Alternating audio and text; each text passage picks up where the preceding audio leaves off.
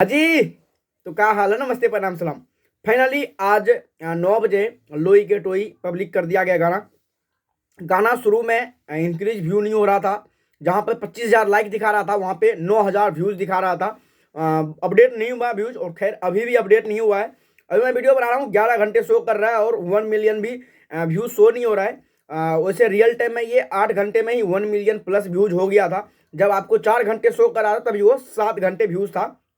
मैंने कंपनी के ओनर से बात किया था जब वो बताया कि 7 लाख हो चुके हैं, तो तभी मैं बात किया था जब शायद 4 घंटे या 5 घंटे ऐसे कुछ हो रहा था। 8 घंटे में 1 मिलियन हो गया है। बाद बाकी गाने की बात करें तो हमारी तरफ से तो बिल्कुल मस्त गाना लगा।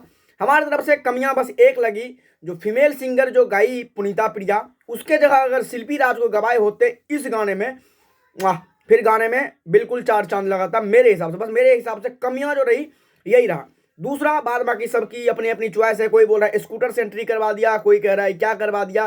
भाई ऐसा है ना, शाहरुख खान बड़े बड़े या सलमान खान बड़े बड़े मूवी बनाता है ना, सब में वो हेलीकॉप्टर से नहीं उतरता है, साइकिल पे आता है, स्कूटर पे आता है। बाइक पता है भाई, लुक चेंज करना चाहिए। ऐसा थोड़ी है स्कूटर पे आ गया तो भाई पवन सिंह अब हमारे लेवल पे आ गए, ऐसा तो है नहीं।